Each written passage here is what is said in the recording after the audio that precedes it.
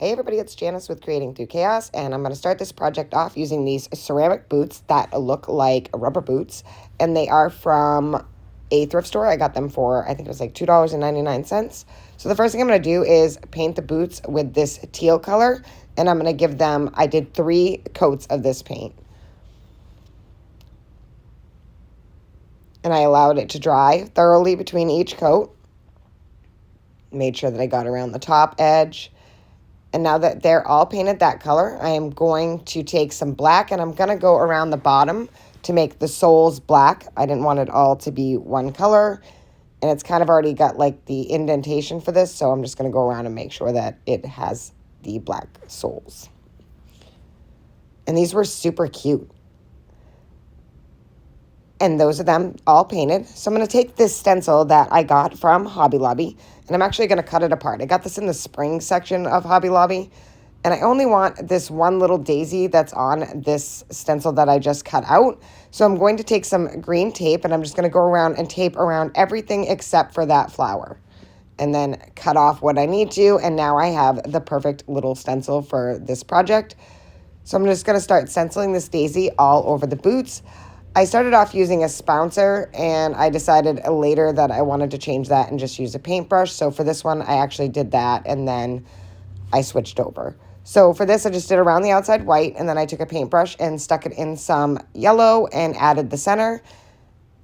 And then here I got smart and decided that I was going to use a paintbrush because it was just so much easier, and the spouncer was just too big.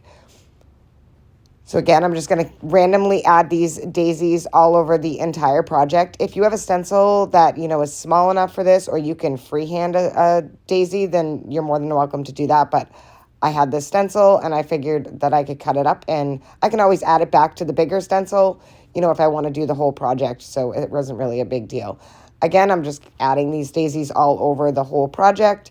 I'm doing the sides. I did the back. I did the front of the boots, and, just kind of wherever, just random.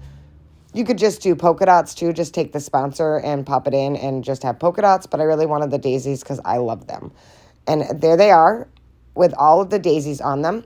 And then I took some of that teal paint and went around and kind of touched up like where I got some of the white from stenciling, because stenciling can kind of get things everywhere. So I just took that teal color that I painted them with and just kind of went around and touched up all my little spots and fixed some of the petals on the flowers that didn't come out perfect. And then I took these outside and I covered them with a clear coat, and I just used a matte spray, and I ended up doing 3 coats on that. And how cute are these? I brought them back in. They're all nice and dry, and I am just going to add the biggest bouquet of daisies to these little boots, and that is it. That one was a little too long, so I chopped it a little bit. Stick that back in there. And just add all of these little daisies in, kind of arrange them how you want, and oh my goodness, this turned out so stinking cute. I love thrift store projects.